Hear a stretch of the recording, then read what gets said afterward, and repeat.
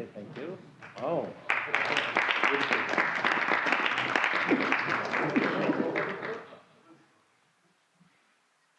Remember that day. Thank you very much, everybody. Appreciate it. I'm delighted to welcome Japanese Prime Minister Ishiba Shigeru to the White House for the first time. And Prime Minister, it's an honor to have you with us, a great honor. Japan is a great country. Thank you very much. Japan is strong and proud. It's a nation that is home to one of the great civilizations in the history of the world. For nearly 80 years, the American-Japanese people have enjoyed a friendship like few others. We've had a great friendship across the vast ocean, and we found ourselves united by bonds of history, commerce, culture, mutual admiration, and great respect.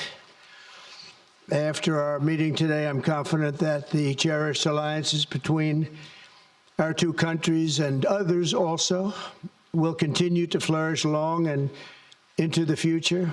The military cooperation between the United States and Japan is one of our closest security partnerships, and it's one of the closest we have anywhere in the world. Our service members work together every day to defend our common interests. Japan is committed to double its defense spending by 2027 compared to my first term. They've invested a lot of money because of my first term. We worked on that very hard with Shinzo, the great Shinzo Abe. And we look forward to seeing even more so. Shinzo and I worked very, very long and hard, and those numbers are very reflective after my first term. And now they're going up very substantially based on our conversations today. In addition to being vital for our shared security, Japan is one of the top purchasers of U.S. military exports and equipment. And I'm pleased to say that this week my administration approved nearly $1 billion in foreign military sales to Tokyo. The United States is totally committed to the security of Japan. We will extend the full strength of American deterrence capabilities in defense of our friend and ally, 100%. In the years to come, the Prime Minister and I will be working closely together to maintain peace and security, and I also say peace through strength, and all over the Indo-Pacific. And to that end, we also remain committed to the effort I began in my first term to ensure safety and stability on the Korean Peninsula. Prime Minister Ishiba and I spoke long and hard about a vital economic relationship between our two countries and the continuance of that relationship. The United States and Japan trade over $300 billion in goods and services each year.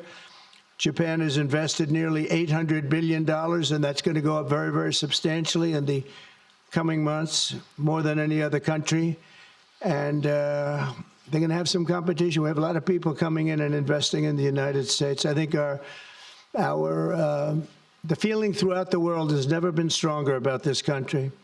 As a result of our victory in 2024, the presidential election, the Japanese investment and technology giant SoftBank announced plans to invest between $100 and $200 billion. And we have many other companies investing that number, higher than that number, some a little bit less, but we have trillions of dollars of investment pouring into our country now that you didn't have just a short while ago. Today, our teams discussed how our two nations can do even more to stay on the cutting edge of artificial intelligence, along with the quantum computing, semiconductors, and other critical technologies. And they're coming out. The problem with technology, that kind, it's obsolete in about 2 days, so we have to start all over again. Doesn't last long. We agreed to cooperate even more closely to combat the Chinese economic aggression, which is quite aggressive. I'm also pleased to announce that Japan will soon begin importing historic new shipments of clean American liquefied natural gas in record numbers. It'll be record numbers. With our Secretary of the Interior, we were talking, I think Doug is here. Hello, Doug. Please stand up, Doug. Doug Burgum, everybody. We're talking about the pipeline in Alaska, which is the closest point of major oil and gas to Japan by far, less than half the distance of any other location. We're talking about a joint venture of some type between Japan and us, having to do with Alaska oil and gas, and that's very exciting. They're very excited about it, so are we. As we deepen our economic relationship, I made clear that the United States will be conducting trade with all countries based on the principle of fairness and reciprocity. Chronic trade deficits not only undermine our economy, they really do, and we're going to get rid of the trade. We have a trade deficit with Japan of over $100 billion, but we're going to work that out, and I think very quickly, frankly. We can do it just on oil and gas. We can work it out, so we intend to do it very quickly. We both understand that.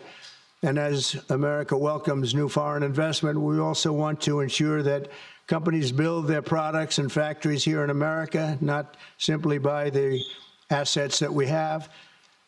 And Japan is going to be opening up auto plants. New auto plants are being built currently as we speak. They've just been started.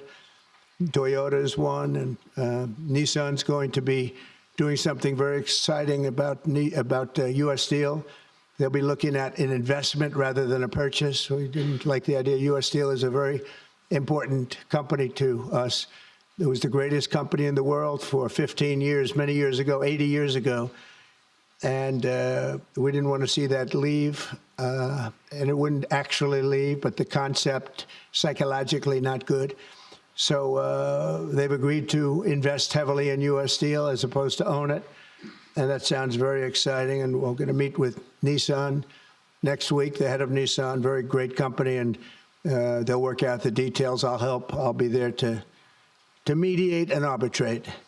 And I had the privilege of working closely with the great Prime Minister, as you know, and you know him very well, Shinzo Abe, the longest-serving Prime Minister in Japan's history. Likewise, I expect that this Prime Minister is going to be a great one. I really believe that he's going to be a great one. I've gotten to know him for not long, but I can see what they have. He's got the qualities of greatness. He's going to do a fantastic job for Japan and for the Japanese people. And I'd like now to invite the Prime Minister to say a few words, and then we'll take some questions. Mr. Prime Minister, thank you. Thank you very much. Mr. President Trump, I would like to sincerely thank you for inviting me to the White House today, immediately following your inauguration. I also thank you for your very warm hospitality. I have come to Washington, D.C.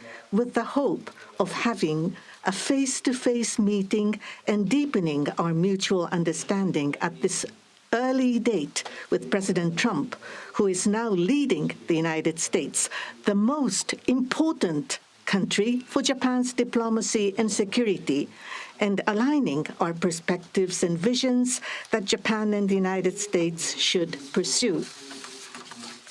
What should we do to advance the national interests of both of our countries in synergy and to realize peace and prosperity in the Indo-Pacific?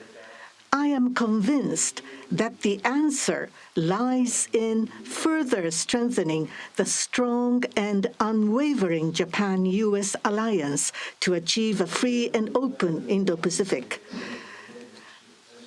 President and I concurred to strengthen the deterrence and response capabilities of the alliance and to work closely in addressing strategic challenges that both countries are facing in this region. I conveyed to the President that Japan, as an ally of the United States, is ready to share responsibilities and to play its own role. I also reiterated Japan's unwavering commitment to fundamentally reinforcing its defense capabilities, and we confirmed the unwavering commitment by the United States to the defense of Japan. We reaffirmed that Article 5 of the Japan-U.S. Treaty of Mutual Cooperation and Security applies to the Senkaku Islands, with half of the world's population and approximately 60% of the world's GDP. The Indo-Pacific serves as the engine of growth and vitality for Japan, the United States, and the world. President and I also concurred that the United States and Japan will make further efforts in a wide range of areas, working hand in hand together to realize a free and open Indo-Pacific. In this context, we also concurred to further advance cooperation of the multi-layered networks of the like-minded countries, including the Quad and trilateral cooperation with the Republic of Korea and the Philippines. We also discussed Japan-United States cooperation to bring about growth and prosperity. Economic cooperation, including on economic security, is important from the perspective of strengthening alliance cooperation. Japan is the closest economic partner of the United States and has been the world's largest investor in the United States for 5 consecutive years.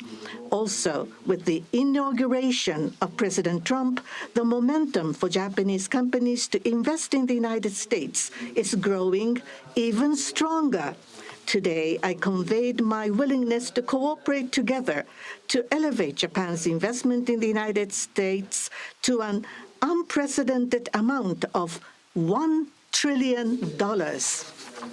President Trump and myself also concurred to elevate the Japan-U.S. partnership to an even higher level through improving business environment and increasing bilateral investment and employment, strengthening each other's industries, leading the world in developing advanced technologies such as AI and leading-edge semiconductors, and strongly promoting efforts to harness the energy of the growing market in the Indo-Pacific region. We also confirmed that we will cooperate to strengthen energy security between the two countries, including increasing exports of United States liquefied natural gas to Japan in a mutually beneficial manner. Regarding foreign exchange, as in the first Trump administration, close discussions will continue between Japanese and the U.S. finance ministers, who are experts in this field. We also held candid discussions on challenges the Indo-Pacific region is facing. We confirmed that we are resolved not to allow unilateral attempts to change the status quo by force or coercion, and to oppose such attempts in the East and South China Seas in order to fully defend a free and open Indo-Pacific.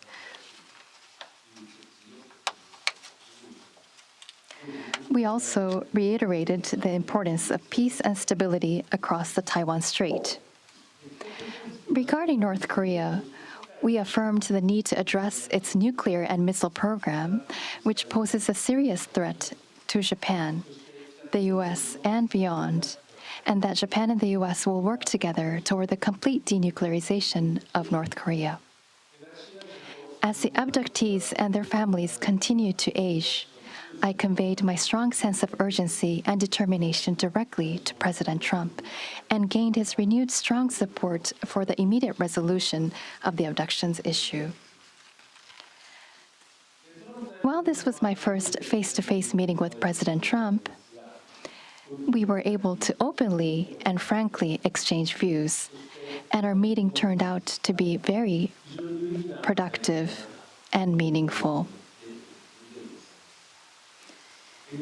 As a result of today's meeting, which marked a new departure for the Japan-U.S. relations, we are issuing a Japan-U.S. Joint Leader Statement. This document will serve as a compass for further cooperation between our two countries. On the basis of these deliverables, I look forward to working together with President Trump, who I respect immensely, to usher in a new golden age of Japan-U.S. relations. I look forward to welcoming you to Japan, and I'm very excited about that prospect. Thank you, Mr. President. Thank you very much. Thank you. Any questions, please? Peter? President Trump, I have 2 on Doge. Elon Musk said today, I love Donald Trump as much as a straight man can love another man. What does the First Lady think about Oh, I think she'll be okay with it somehow. So Democratic lawmakers are really upset that DOJ engineers have access to these Treasury payment systems. The Senate Intel tenants wrote a letter to Susan Wiles. They're saying that these systems are used to disperse trillions of dollars each year and contain everyday Americans' personal information like social security numbers, home addresses, bank accounts. Why does DOJ need all of that?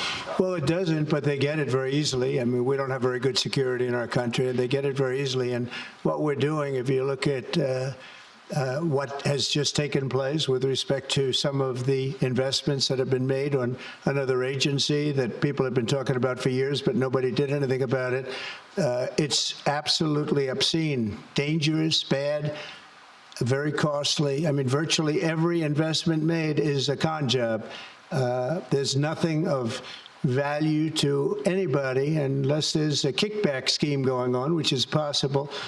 And we're going to be doing more and more of that. We're going to be looking at Department of Education. We're going to be looking at even our military. We're going to be looking at tremendous amounts of money, Peter, being spent on things that bear no relationship to anything and have no value.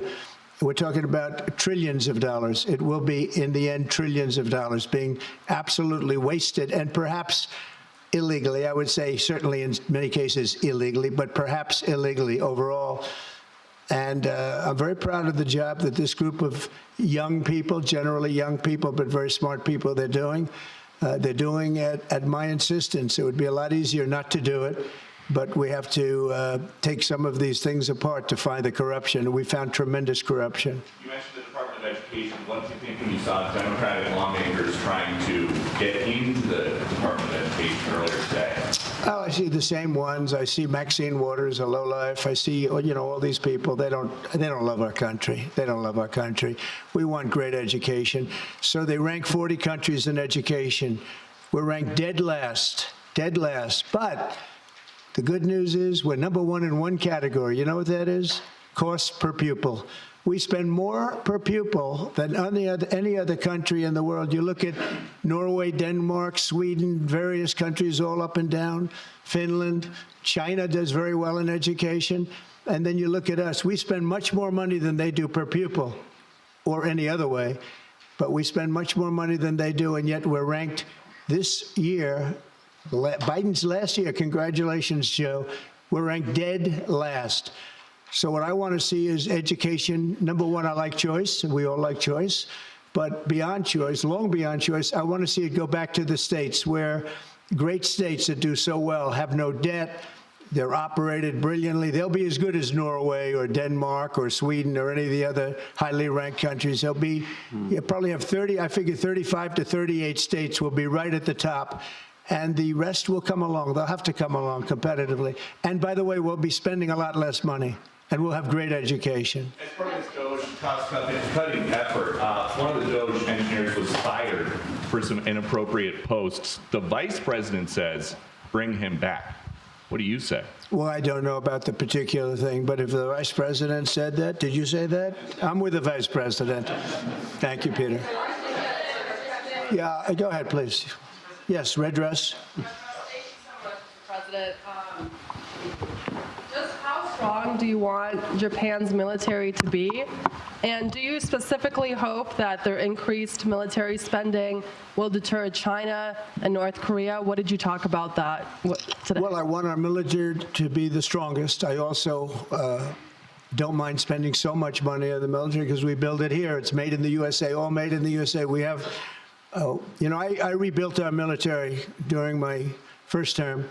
Did a great job. We left some of it behind in Afghanistan, stupidly. There was no reason for that, but it was still as much as it was. It was billions and billions of dollars, but it was a small part of it. But we're going to have the strongest military by far. We have great people. I want to congratulate Pete Hegseth for having gone through the gauntlet. He went through a lot, but he got through, and he's going to be a tremendous, I have no doubt he's going to be a tremendous leader. And other of the leaders sitting here, they're in their own fields, we're going to do something very, very, very great, and we expect great things. But I expect the strongest military by far in the world, far stronger than China, far stronger than anybody, and that's the way it is. Thank you very much. President. Would you like to ask a question, please? Go ahead. Thank you, Mr. President. Thank you. This is Hiramoto from Nippon Television. My question, let me ask two quick questions. Sure. First, this is the first meeting between Mr. President and Prime Minister Ishiba. So what kind of impression do you have on him? And number two, do you have an idea or do you have a plan to impose tariff against Japan so far? Thank you. I think that he is going to be a great prime minister. I think he's a very strong man, very, very strong. I have great respect for him. I've known him for a long time through a reputation. Shinzo Abe thought the world of him, and I think he's going to do a fantastic job as prime minister. A very strong person. I wish he wasn't so strong. I wish he was a little bit weaker than that, but that's what I got. I have to get strong guys all the time. He's going to be a great prime minister. I also, in terms of tariffs, I mean, we're going to have tariffs, mostly reciprocal tariffs, where we go with, and I'm going to be probably meeting on that Monday or Tuesday, have an announcement, probably a news conference, but probably reciprocal tariffs where a country pays so much or charges us so much, and we do the same. So very reciprocal, because I think that's the only fair way to do it. That way, nobody's hurt. They charge us, we charge them. It's the same thing, and I seem to be going in that line as opposed to a flat fee tariff. Okay? Yes, go, please. Please, go ahead. Why don't you go ahead?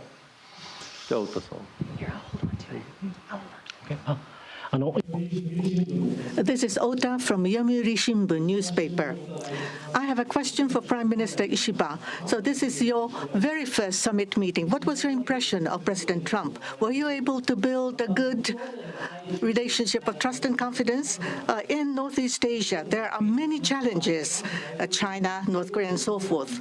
And with President Trump, what did you appeal to him, and what kind of understanding were you able to obtain? On the economic field, there is the acquisition of U.S. Steel, the buy Nippon Steel, and there are expansion of import of LNG. What were the communication discussion did you have with President Trump for the $1 trillion of investment from Japan to investment? What was his reaction? What about your communication on tariff front? This is the first time that I met with President Trump in person. So this was the first time meeting face-to-face. But for many, many years, I have watched him on television. So it was quite exciting. I was so excited to see such a celebrity on television, to see in person. On television, he is frightening, and he has the very strong personality. But when I met with him, actually, he was very sincere and very powerful and with strong will for the United States as for the whole world.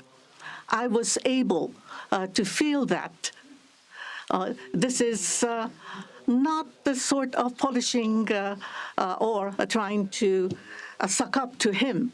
For the world peace and for the regional stability that both of our countries need to play our role and make our endeavors and responsibility. As for the increase of our defense expenditures, it is not that we are told by the United States to do so. Japan, on our own decision and on our own responsibility, we need to increase our defense expenditures. But of course, we need to communicate and consult with the United States. But the responsibility is with Japan, and the decision is with Japan. Now, on the tariffs, that if it is mutually beneficial, tariffs need to be set.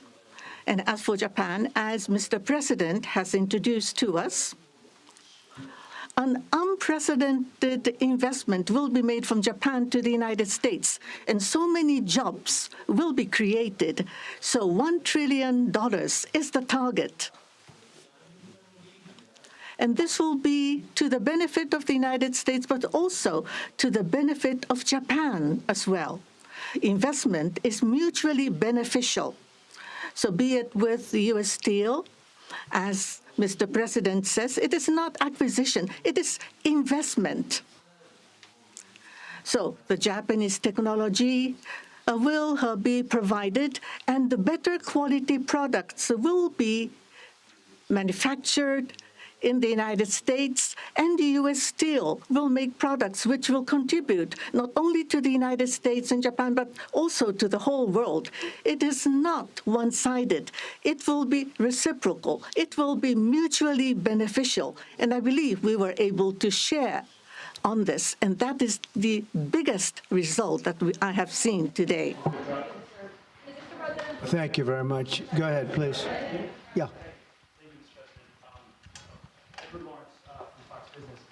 I wanted to ask you about that U.S. Steel deal. So you're saying that is this a restructuring of the deal that's happening, and then will you approve? They're doing it as an investment, no longer a purchase. Okay. I didn't want it purchased, but investment I love. And they're going to do a big investment, subject to getting the deal done. And that's they'll be something you doing a would big. approve? Where the US, I'm okay with that, sure. And for the Prime Minister, what was your argument to the President related to U.S. Steel? And one more on tariffs, Mr. President, if I could. You said on tariffs that you'd like them to be reciprocal, back and forth. What was the reception from the Japanese Prime Minister when you said that, or when you talked Well, about we didn't discuss tariffs too much. We really discussed many other things, including the pipeline in Alaska, which I think is going to be maybe the most exciting thing with Doug, Chris. We discussed that at length, the pipeline. I mean, it seemed to be of great interest to them. It's we have potentially more oil and gas than in Saudi Arabia, just in Alaska. We have the most of any country in the world. It's a big asset for the United States, but we haven't used it. We go to Venezuela, we go to other places to take oil and gas, and we have more than anybody. It's an amazing phenomenon that took place over the last 4 years. Nobody understands it, including the people that were in charge of it. They had no clue what they were doing. So it was a big problem. They were surprised actually too. They were saying why didn't they wouldn't sell them LNG.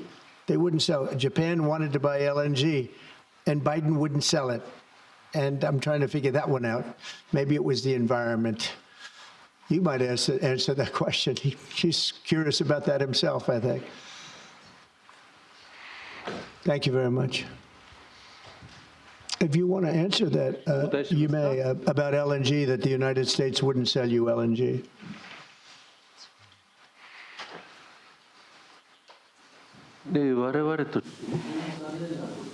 That was a really unfortunate thing, but the current administration, the previous administration was not allowing the LNG to be exported to us.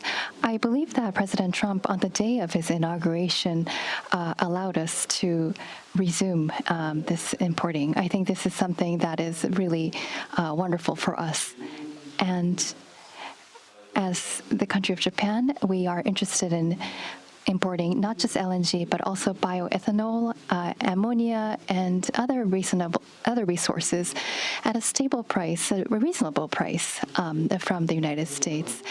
And we also want to improve the trade deficit that the U.S. has towards Japan. So if we are able to buy those at a stable and reasonable price, I think it would be a wonderful situation. And for that, I am very appreciative to President Trump. And we also look forward to LNG and hope that it's a success. I want to just say that, or the ethanol, Iowa is going to be very happy. All of the Nebraska, all of our farm states are going to be very happy. They want ethanol, and we'll be able to provide it. So our farmers, who I like and they like me, I think they're going to be very, very happy. We've opened the sale of LNG immediately. Actually, we did it a few days ago. And China, right now, not only China, everybody wants to buy it. We have more than anybody, and they're all buying it. But Japan in particular, we're very happy that they're going to start immediately. And we can supply it to the world, but we're supplying it to Japan, and they can always be right up in the front of the line. Yeah, go ahead, please. Go ahead. Thank you Mr. Prime Minister, I have a question for you as well, but Mr. President, I'll start with you. Well, quickly to follow up on what Peter was asking, have you directed Elon Musk to review Pentagon spending, given it's the biggest discretionary spending Yes, in I the have federal Pentagon, budget? education, just about everything. We're going to go through everything, just as it was so bad with what we just went through with this horrible situation we just went through, and I guess 97% of the people have been dismissed. It was very, very unfortunate. You're not going to find anything like that, but you're going to find a lot. And I've instructed him to go check out education, to check out the Pentagon, which is the military. And, sadly, you'll find some things that are pretty bad, but I don't think proportionally you're going to see anything like we just saw. And your FBI has turned over a list to the Justice Department of the FBI agents who worked on the January 6 rioters cases. Are you planning to fire the FBI agents who worked on those investigations? No, but I'll fire some of them because some of them were corrupt. I have no doubt about that. I got to know a lot about that business, that world. I got to know a lot about that world, and we had some corrupt agents, and those people are gone, or they will be gone, and it'll be done quickly and very surgically. Did you have a question for the Prime Minister? Talk up. Are those the ones who worked on the January 6th? I don't know. I know we have some that are very corrupt, and we don't like it. We're going to bring back the reputation of the FBI. Kash Patel is going to do a great job. And we're going to bring back the reputation of the FBI, which has been hurt very badly. It's been devastated over the last 4 years. Mr. Prime Minister, you have just been meeting for the first time with President Trump. The last administration famously did not have hardly any, if at all, contact with North Korea.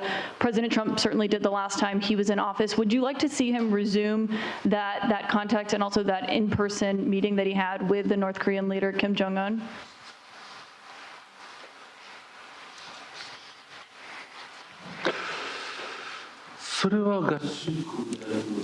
That is something that the United States needs to determine on its own, and it's not something that we should request. Having said that, but for example, in Vietnam or Singapore, the President of the United States, President Trump was able to meet with Kim Jong-un. I think that's a very positive development. So now that President Trump is in power again, if we are able to move towards resolving issues with the North Korea, I think it would be great. And of course, for us, that includes not only denuclearization, but also resolving the abductee issue. And so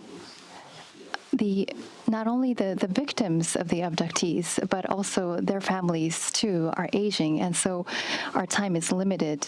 So if the President of the United States, if President Trump is able to resolve this issue, we do understand that it's a Japan issue first and foremost. Having said that, we would love to continue to cooperate with them. It's actually a good question, and we will have relations with North Korea and with Kim Jong-un. I got along with him very well, as you know. I think I stopped the war. I think if I wouldn't have won that particular election, you would have ended up in a very bad situation. But I did, and we had a good relationship, and I think it's a very big asset for everybody that I do get along with him. I get along with him, he gets along with me, and that's a good thing, not a bad thing. And I can tell you that Japan likes the idea because their relationship is not very good with him. And if I can have a relationship with not only him, but other people throughout the world where there seem to be difficulties, I think that's a tremendous asset for the world, not just the United States. Go ahead. I have a question for you and for the Prime Minister as well. Mr. President, I wonder what you make of the criticism from Democrats that these staff reductions, the cuts that Elon Musk and Doge are doing are an unlawful power grab. And is there anything you've told Elon Musk he cannot touch? Well, we haven't discussed that much. I'll tell him to go here, go there. He does it. He's got a very capable group of people.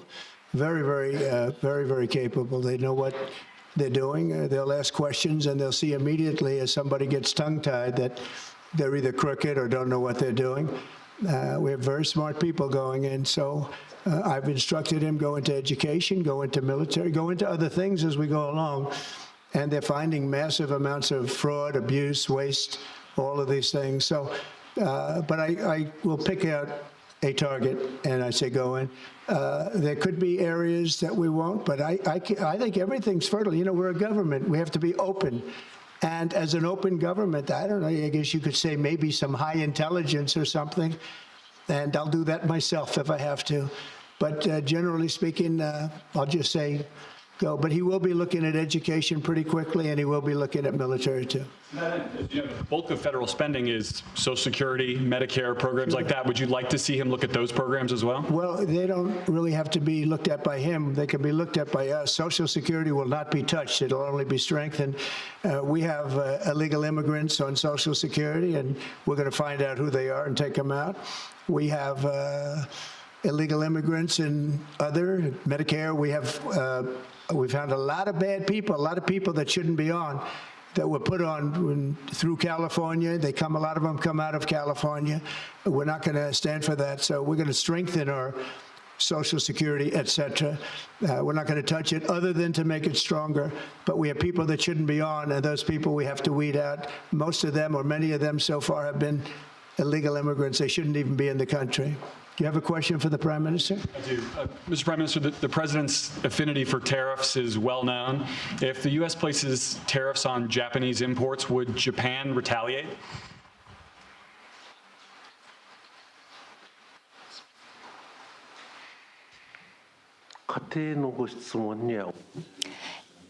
I am unable to respond to a theoretical question. That's the official answer that we have. That's a very good answer. Very good answer. Wow.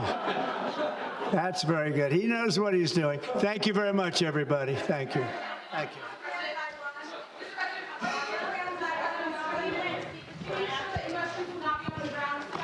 Thank you, everybody. The President Trump has just wrapped up his meeting with the Japanese Prime Minister, Shigeru Ishiba, in which the two talked about increasing Japanese investment in the United States up to $1 trillion. That's the target, according to the Japanese Prime Minister. They also talked about combating Chinese economic aggression and also military aggression in the region. The Japanese Prime Minister also talked about his feelings about Donald Trump. They were quite effusive. He said he had watched him on TV. I was so excited to see such a celebrity, he said. Let's now go to senior White House and political correspondent Ed O'Keefe, who is in the room. Ed, this is the second world leader the president has met with. What'd you make of it? Also notable that he said that on television the president appears to be ferocious, but in person is far more endearing. As you pointed out, an important meeting with an ally in Asia.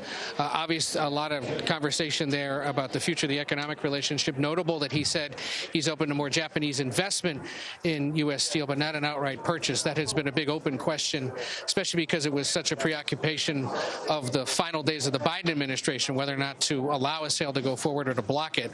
As the company was seeking to be purchased by a Japanese firm. Also, telling that these two are meeting and that Japan, of course, getting the first meeting, given concerns about China, its aggression, of course, across the Indo-Pacific, and the possibility that tariffs remain a real potential threat to the global economy. Notable that the Prime Minister wouldn't entirely answer that question about whether or not they would retaliate should the United States put tariffs on Japan. So this comes ahead of a series of meetings he's set to have next week with the leaders of Jordan and Egypt. He suggested earlier today he might also be meeting at some point next week with the president of Ukraine, and that comes as the vice president is set to head to Europe for a series of meetings around a summit that's held every year in Munich, Germany. So his global engagement is picking up now, as he, of course, also focuses on those issues of government spending led by Elon Musk. John. All right, Ed O'Keefe in the White House for us. Let's switch now to Chief Washington Correspondent Major Garrett, who joins us from the nation's capital. Major, we've seen the president so far in his brief administration act with coercion with respect to some of the U.S. allies. This seemed to be much more a sign of cooperation. What did you make of it? Yes, John, but there was a very interesting tap dancing around this very large transaction. Nippon Steel, U.S. Steel. It's a $15 billion transaction. President Biden, as Ed O'Keefe just mentioned, blocked it in the tail end of his presidency. What President Trump said is it's now going to be an investment package. That does not clear up anything about this at all, nor does it clear up the future of unionized U.S. Steel workers in Indiana and Pennsylvania. U.S. Steel and Nippon have sued the federal government over the blocking of this transaction. How that gets resolved is completely opaque right now. The Japanese Prime Minister did not say a single thing about it. All President Trump said, it would not be psychologically good for U.S. Steel to be purchased by Nippon Steel. What does that mean to the underlying transaction and the future of those U.S. steel workers, unionized all, in Pennsylvania and Indiana, whose futures are dependent on some resolution of this?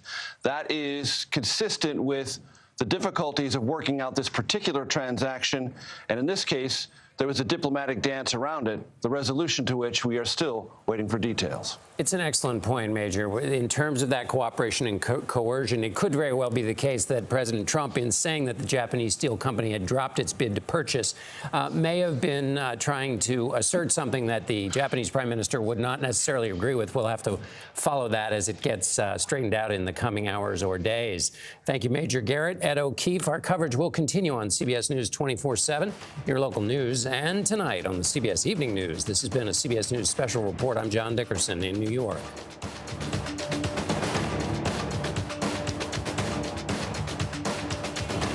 Back here on CBS News 24/7, we have been listening to that joint press conference between President Trump and Japanese Prime Minister Shigeru Ishiba.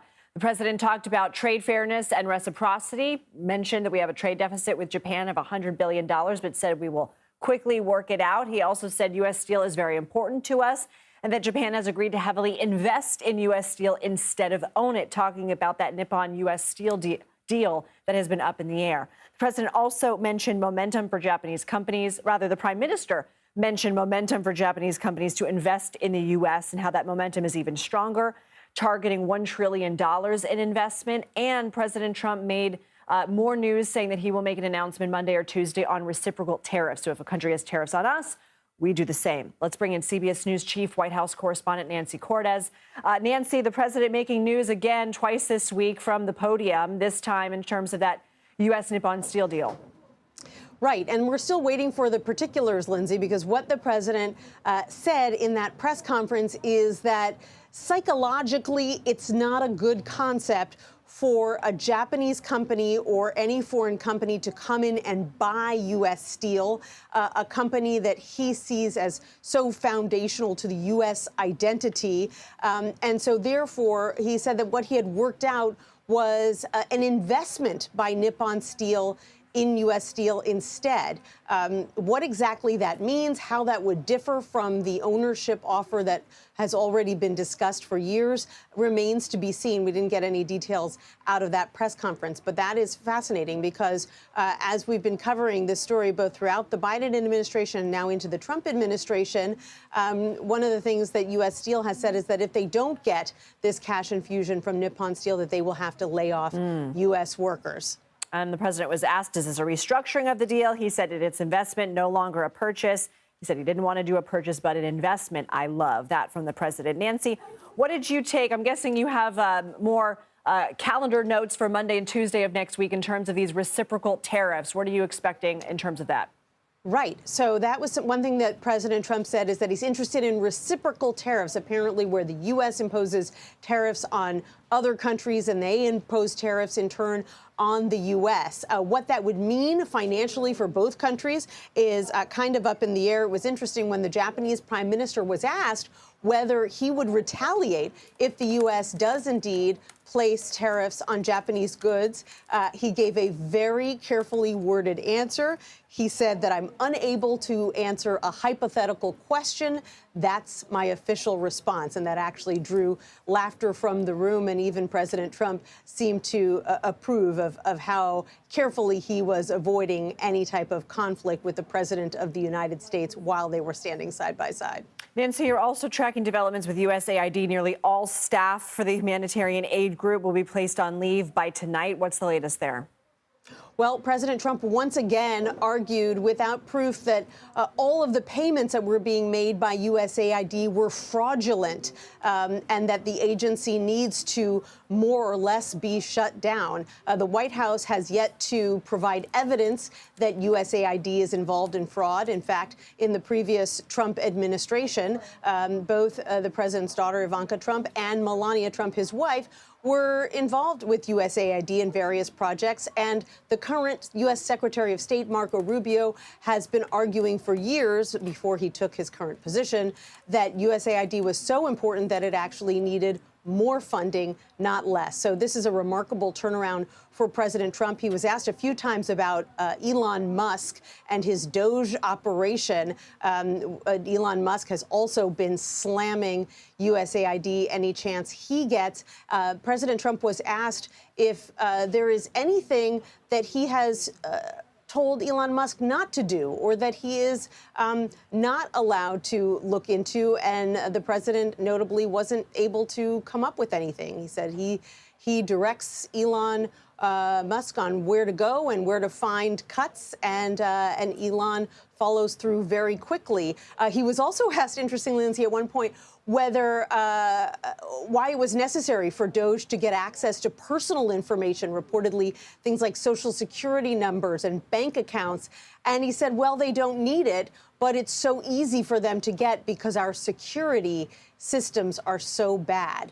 So not only did he not seem to have a problem with Doge getting access to Americans' private information, but he's essentially suggested that it's kind of what Americans deserve, given the security that surrounds our private information when it's in government computers. So clearly more questions there as well. Nancy Cortez, thank you. Let's bring in CBS News Chief Washington Correspondent Major Garrett. So Major, what would be the significance? And I know we don't know any of the specifics of this Japanese investment into U.S. Steel, but what would the significance of that be instead of a takeover? And take us back a little bit about why the Biden administration first blocked that acquisition. Lindsay, I promise I will get to that in just a second. Yes, you have it all on top of that personal information, so go for it. But please, let's go back to what Nancy just said. She accurately quoted the President of the United States saying it was so easy for Elon Musk's associates operating under the Doge imprimatur from the White House to get access because our security is weak. That's not what happened. They were sent to these various federal agencies, and they plugged themselves in to the systems under the order of the President of the United States. That may or may not be legal. There will be lawsuits about that. But it's not because there was a cybersecurity failure. The President of the United States, through an executive order, sent them to these agencies. They plugged in with servers. We don't know the underlying security of those. So if there's a security compromise, Lindsay, it's not within the apparatus at the agencies. It might be with the apparatus that was plugged into it at the direction of this president. Let's just clarify that right straight up at the top. Now, U.S. Steel, Nippon. There is a committee in the Treasury Department called Committee on Foreign Investment in the United States. The acronym here is CFIUS. CFIUS can block a transaction like this if it finds there are national security implications, meaning the national security of the United States would be threatened by this foreign ownership.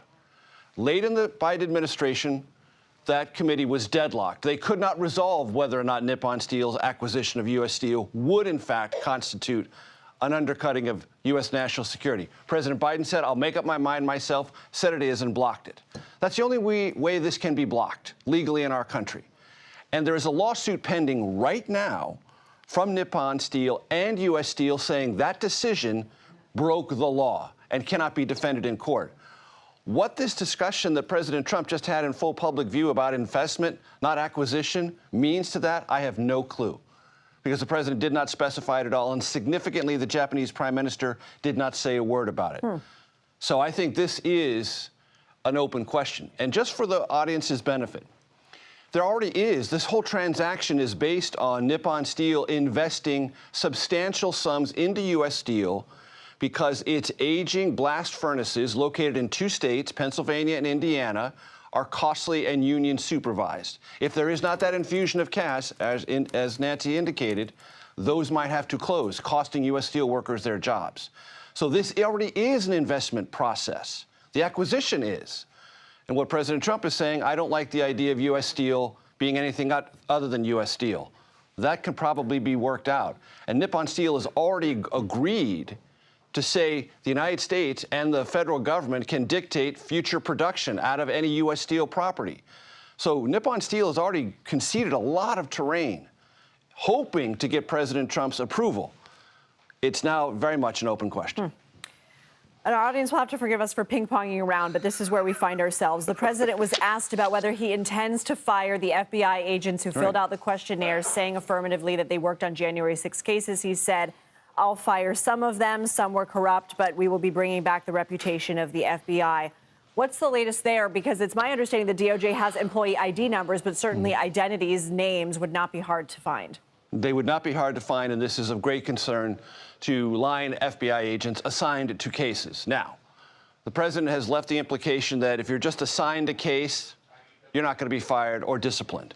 Maybe that's true, maybe that isn't, but FBI agents in the field assigned to these cases are still very worried about that. And even if they retain their jobs, they're worried about their identities being disclosed because they fear harassment from those motivated by the January 6th Stop the Steal mythology. That's point one. Point two, the president today twice, in separate contexts, threw around very incendiary legal terms: corrupt, kickback, con job. Well, guess what, Lindsay? The Trump Justice Department can file cases. It can bring evidence to court if it really believes it can prove, beyond a shadow of a doubt, in a courtroom where evidence is tested, whether there were kickbacks or corruption. I await, with bated breath, those cases. Major Garrett, always good to see you. Thank you. Thanks. Here to discuss more is CBS News Money Watch correspondent Kelly O'Grady. Kelly, what is the significance of this investment? What questions do you have, knowing that we got sort of a trickle of information about this deal? Well, so many different questions. I'm kind of looking at this from a couple of different lenses. I actually just pulled up U.S. Steel stock price. Yes. And prior to this conference, there was a big surge because there was a hope that there was actually going to be a deal that would be great for investors in U.S. Steel. They would get paid out. As soon as it turned to an investment, you see the chart just plummet. So there's concern, okay, what does this mean? There's so many different questions. How much money would be invested? From a business perspective, though, you think about this from U.S. Steel, they are struggling. They do need that money. So whether this is a deal or it is just money coming in, their backs are against the wall. They do need that money. So I think a big question, as Nancy and Major mentioned, is what type of structure, how much would this investment be? Under the deal, it was supposed to be just under $3 billion that Nippon would have infused into U.S. Steel. Is it still that number if it's not for an ownership stake? Or is it for a partial ownership stake, you know, a less than 50%? And then finally, I start to think about, okay, how is U.S. Steel going to bounce back if you don't have new ownership, if you just have investment? And here's where the interesting part of tariffs come in, because they produce steel.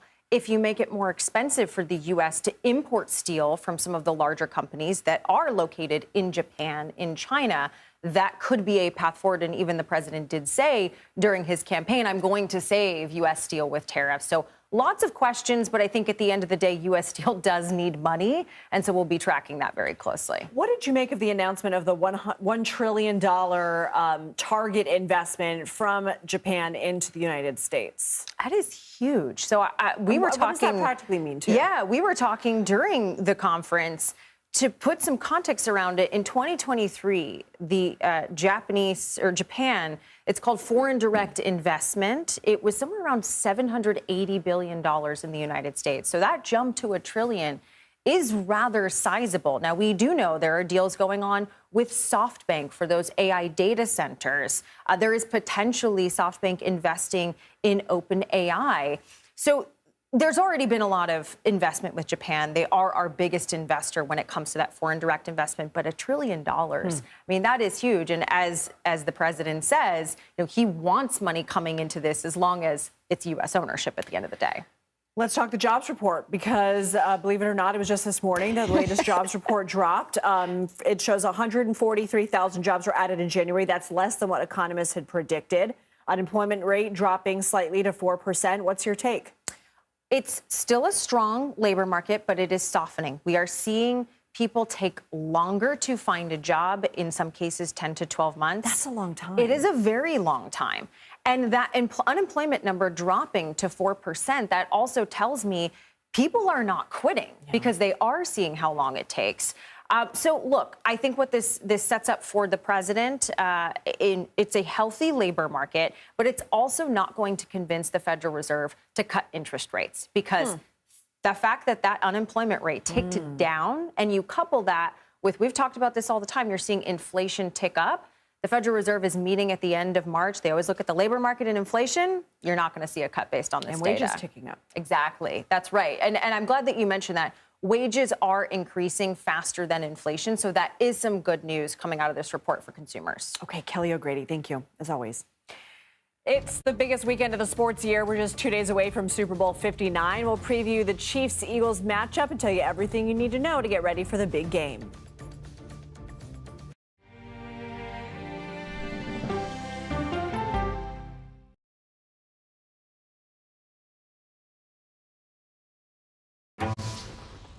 Don't miss true crime anytime you want, anywhere you go with the 48 Hours podcast. Real crimes. Like a John Grisham novel.